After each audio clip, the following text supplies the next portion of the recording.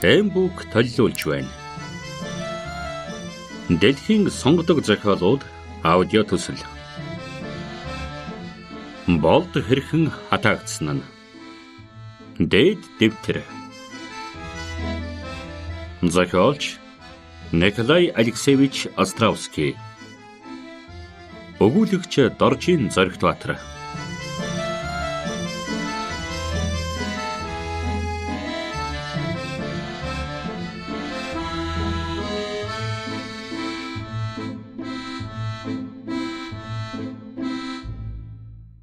Тэргүүн бүлэг.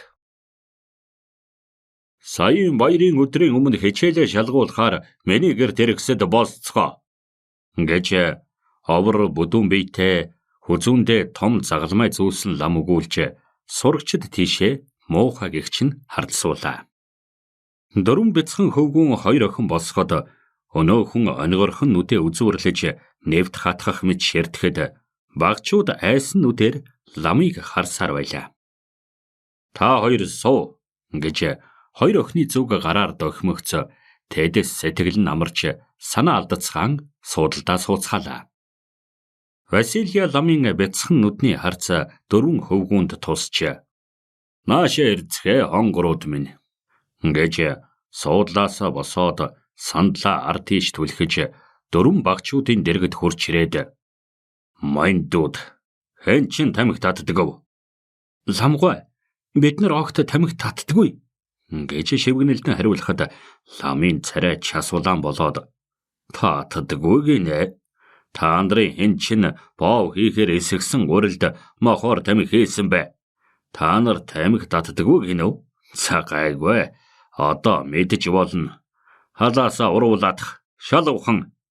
Миний хэлснийг та нар дуулж байна уу? Бушуул." Гурван хөвгүүн халаасан дах юм хумыг цөмийг гаргаж ширээн дээр тавилаа.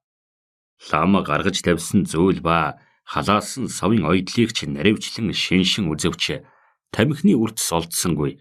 Дөрөвдүгээр болох нэгэн хар нүдтэй бор цамцтай өвдөг дээрээ нөхөөстэй хөхөм дөмссөн хөвгүүний савыг нэгжин үзэхдээ "Чи яасан зойлог шиг хөшүүн зогсдгийм?"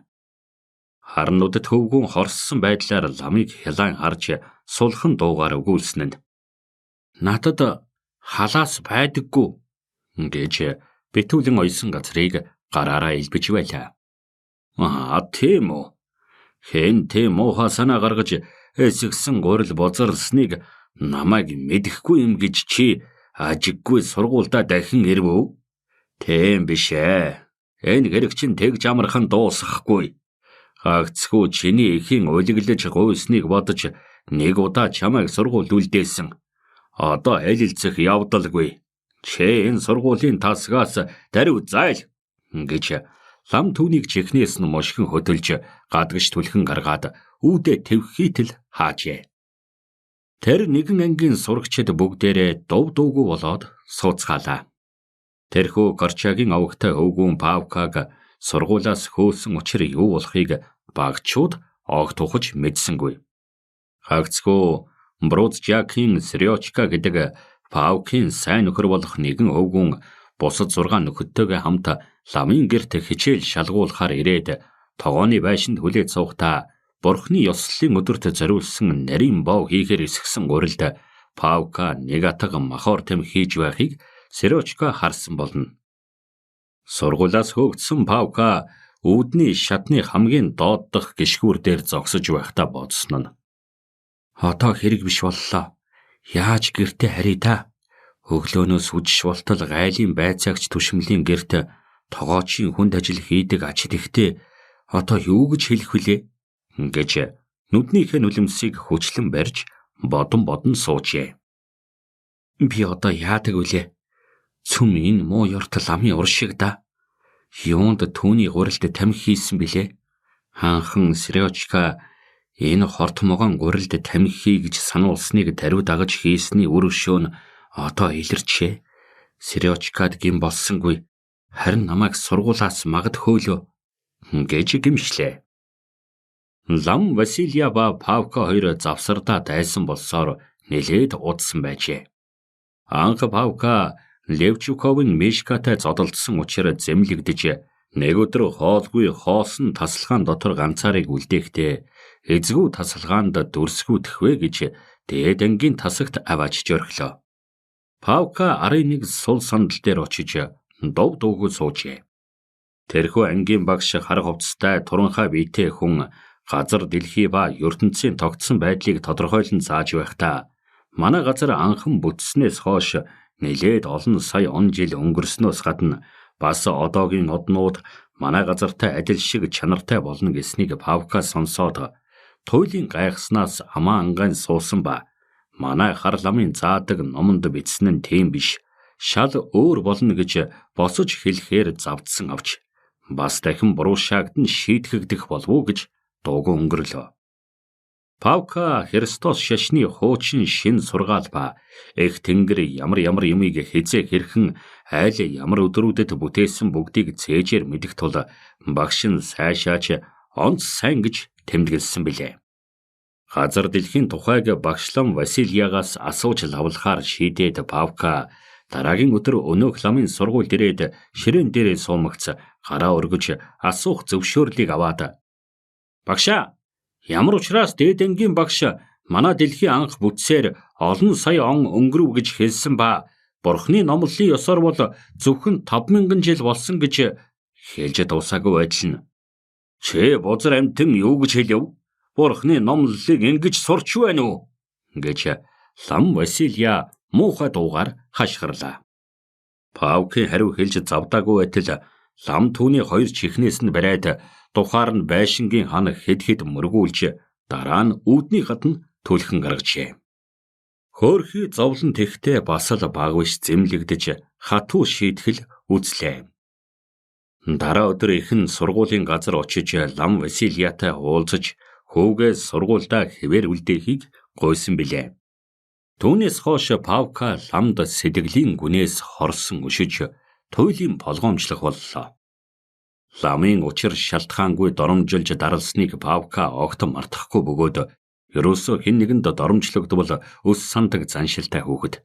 Одоо лам хэлс жанчиж даралсныг дотроо үргэлж санаж зохистой цагийг хүлээн явдаг байлаа. Хойд Василья лам элдвэр дарлаж доромжилсан удаа цөөнгүй бөгөөд хичээлээс гадагш хөөж гаргах, хэдэн 7 хоног байшингийн буланд буруу тийш нь харуулн суулгах, хичээлийг зохих цагт асуухгүй байсаар эцэстээ Павкаг хичээл муутай хожигдсонд тооцож дахин давхар шалгана гэж шалтгаалж бусад хэдэн сурагчдын хамт гэртээ дуудан авч ирсны уршихаар эсгсэн гурилд тамхи хольж удахсны учир энэ юм а. Эсгсэн гурилд тамхи хийж байхыг хинч үзэж харсангүй авч лам эндүрсэнгүй тааж мэдсэн хэрэг болно. Сургуулийн хичээлийн цаг дуусмагц хүүхэд багчууд цөм гадагш хараад Павкаг эргэн тойрч ирэхэд Павка царайгаа барайлгаж дуугүй зогслоо. Нөгөө Серёчка Бруджак бас өөрийн бурууг мэдэх боловч нөхөртөө тусалж үлж чадах тул гадагшаа гарсангүй билээ. Сургуулийн захирал Ефрема Васильевич багш нарын тасгийн цонхоор толгоогоо цугайлгаж "Сурагч Горчагиныг нааш нь яриул" гэж бүдүүн хоолоогоор хашгирахад Павка их л цочжээ. Павкийн зүрх нь үлэмж хөдөлж цохилсон боловч аргагүй тушаасныг дагаж багш нарын тасагт орлоо. Төмөр замын буудлын гуанзны эцэнхий хөх царайтай өнгөгүй усан нүдтэй ахмаг настай хүн дэрэгдээ зогсож байсан Павка тийш хараад "Хэн чинь хэдэн настай вүлээ?" гэхэд 12 гэж ихэн хариуллаа. "За яа игэхэв үлдвэл үлдэг. Хөлсөн сар тутам 8 төгрөг ажилтай өдрөө эндээс хоол унд хэрэглэнэ. Нэг хоног ажил хийгээд дараа өдөр нь гэртээ байх болно. Харин хулгай хийж тун болохгүй шүү. Мэдэрэ?" "Хаанаас та битгий тэгж сан. Хулгай хийхгүйг нь би өөрөө дааж батал сугай" гэж Павкин их айн мэгдэж хэлжээ. "За энэ өдрөөс эхэлж ажилдаа орвол зойхно" гэд гуанзны эзэн тэнд зогсож байгаа бүсгүйд хэлсэн нь. "Зэна, чи энэ өвгүүнийг аяг сав угаах тасагт дагуулж очиод Трэшкийн хийж байсан ажлыг энүүгээр хийлэг гэж Фросенкад хэлээрэ" гэжээ. Тэр Зина гахаа мах огтчиж хивээсэн хутгаа ширээн дээр тавиад Павка тийш толгоогоор дохиж хойноосоо дагуулan аянчин гээжтийн өрөөг дамжиж аяг сав угаах тасаг орох үүд хурж явхад хойноос нь дагалцаж явсан Павкийн их нь "Хүү минь Павлуша тун хичээж нэрээ хуглахгүйг бодож яваарай" гэж аяархан шивгнэж захиад хөвгүүний хойноос их л гуниглан хараад гадагшаа гарan одлоо. Тэрхүү аяг сав угаах тасагт ороход угаагдаагүй олон аяг тавг хутга сирен хад уул мэтэр оолсныг хэдэн бүсгүүчүүд цагаан алчвараар их л шалмгай арчиж байна. Павкас ялимгүй ах сэгсгэр шарвтар үстэй нэг хүүхэд хоёр том халуун тогоог арчиж цэвэрлэн туйлын хичээлтэй ажиллаж байлаа. Тэр тасалгааны дотор утааны уур бүрхэж ажил хийж байгаа хэдэн бүсгүүчүүдийн нүрийг Павка ялгаруулан таньж чадсангүй гайхсандаа дэмийг өлрөн зогсож ямар ажил хийхээ мэдэхгүй байлаа. Павкийг хүргэж ирсэн Зина ажил хийж байгаа бүсгүүчүүдийн нэгний дэргэд хурч очоод гараа мөрөн дээр нь тавин "Фросинка, чи Гришкийн оронд ирсэн энэ хөвгүүнд зохих ажлыг зааж өгөөрэй" гээд Павка дэргэж хэлсэн нь. "Энэ бол эндхийн ахлагч. Чи зааж өгснийг гүйцэтгэж бай" гээд тэндээс гарч хоолунд худалдаалах өрөөндөө эргэн явжээ. "За" гэж Павка хариулаад дэрэгдээ зогсож байгаа өнөөх хүүхэн тийш юм асуух гэсэн маягтай харахад тэр хөлстэй тухай арчхийн хамт Павкийн чадвар хичээнгүй болохыг мэдсэгвэ гэсэн маягтай дээрэс нь доош хүртэл ширтэн хараад унжсан урд ханцууга тохойндоо хүртэл шамлаж зөөлөн аятайхан дуугаар хэлсэн нь. "Хөөхөн хүү минь, чиний хийх ажил тун баг. Өглөө бүр ус буцалгаж бэлхэн байлгах, төлөө хаглах, энэ хэдэн халуун тогоог арчиж цэвэрлэх, бас хутга сирэнүүдийг цэвэрлэх, аяг сав угаасан угаатсыг гадагшаа гаргаж асгах. Ердөө энэвхэн хүү минь. Ажлаар ердөө дутагдахгүй. Харин нилээд мэгдэхгүй гэж мэдээрэй" гэж их аятайхан хэлж байгаа улаан царайт охорхон хамартай хүүхнийг харахтаа Павкийн санаа амсгийж сэтгэл зугаатай 50 мэт болжээ. "Энэ их чвэ зүгээр хүү юм аа" гэж дотроо бодоод баахан зүрх орсон Павка түүнээс лавлаж асуусан нь. "Их чвэ, одоо би ямар ажил хийх вэ?" гэж хэлмэгц ажил хийж байсан хэдэн бүсгүүчүүд цөмөөрөө хаа гэж инээлдээд "Фросинка маань зээдүүтэй болж байна уу?" гэхэд Фросинка бусдаасаа илүү чангаар хаа гэж инээлээ. Уур мананд халахлагдсан Фросинкагийн нүүр царай нь Павкад сайн үзэгдсэнгүйгээс болсон бөгөөд энэ зөвхөн 18-тай залуухан хүүхэн байсан байна. "Би ямар ажил хийх вэ?" гэж дэрэгдээ байгаа бяцхан хөвгүүнээс асуухад тэр нь зөвхөн хий гэж инээгээд "Чи тэр их чвагаас асууж лавал тэр цөмийг хэлж өгнө. Би энд төр ажил хийж байгаа хүн" гээд тогооны байшин руу гүйн орлоо. "Чи наашаа ирж надад хутга сэрээ цэвэрлэхэд тууслалц" гэж нэг нилээд настай эмэгтэй хэлээд баахан уурсаж бусад бүсгүүчүүд тийш "Хөө та нар юунд ингэтлээ янзгав? Энэ хөвгүүний хэлсэнд тийм гойд инээдтэй юу байна? Чи өмнө энэ алчуурыг аваад нэг үзүүрийн шүдээрээ зуугаад нөгөө үзүүрийн гараараа татаад энэ сэрэнүүдийн шүд бүрийг сайтар арчиж цэвэрлэ. Дутуу муу цэвэрлвэл манай энд тун бэрх чанга шүү. Энд дэрж хоол идэх ноёд хутга сэрээ хүртэл шиншин үзээд өчүүхэн хэр бурдхийн зүйл байвал сүрхий уурсаж аашлна. Тэгээд бас манай эзэнтэй бид нарыг хөөж гаргана шүү хүү минь, энийг мэдэж хичээж яваарай" гэжээ. "Эзэнтэй гэдэг маань хэн билээ? Эзэн маань сая намайг хөлсөлж авсан хүн биш үү?" гэж гайхаж асуухад өнөөх настай хүүхэн инээгээд "Хүү минь, тэр чинь эзэн гэдэг нэр зөөх боловч хор дэвсгэр гэсэнтэй нэг чанартай юм. Хамаг ажил явдлаа цөмийг толгойлон эрхэлдэг нь түүний эхнэр юм. Авгаа энэ өдөр эзгүй бололтой. Чи гайгүй явандаа тэрнийг үзнэ" гэжээ. Ганцны тасалгааны үүд нээгдэж хоол зөөдөг 3 хүн угаагдах аяг тавг сэрээ хутга өдий төдийг авчрахтаа тэдний нэг нь өргөн мөртөө хялар нүдтэй том дөрвөлжин нүүртэй хүн. "Гү та нар бошоо өдлөөчтэй.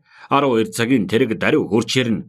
Тэгэхэд та нар ажлаа дуусгаагүй мөнгөнөж байх шив" гээд Павка тийш ширмэн харж "Энэ чинь хэн бэлээ?" гэж асуухад "Энэ бол сая ирсэн хүүхэд" гэж Фросия хүүхэн хэллээ. "Энэ чинь шэн юм уу?" гэд хүнд гараараа Павкийн мөрнөөс базан авч халуун тогоо тийш түлхээд "Энэ чинь хезээд бэлхнэ байвал зогхих юм атал нэг нь галгүй болж хоцроод нөгөө нь дөнгөж асаж юган биш үү?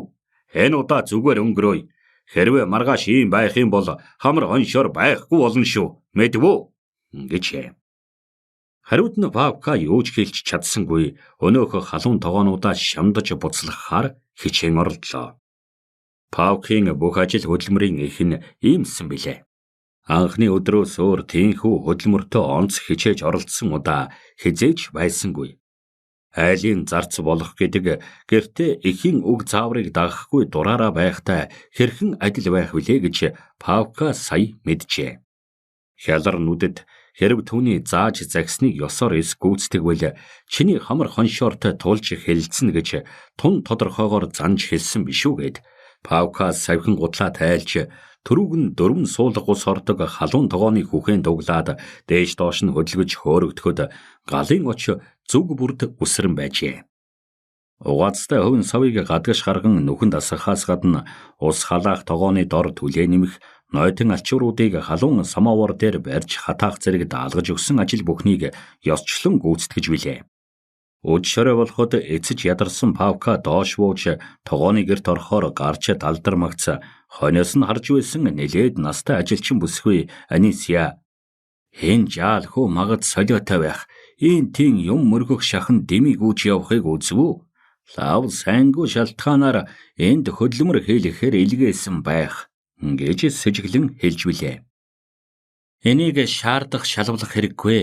Овоо хичээлтэй хүүхэд байна" гэж Фросия өмгөөлөн хэлэхэд "Шэн дээрээ бүгдээрээ хичээдэг юм аа. Байн байтал хааширч зогсон биз дээ" гэж лууша хажуугаас үл зөвшөөрсөн маягтай хариулжээ.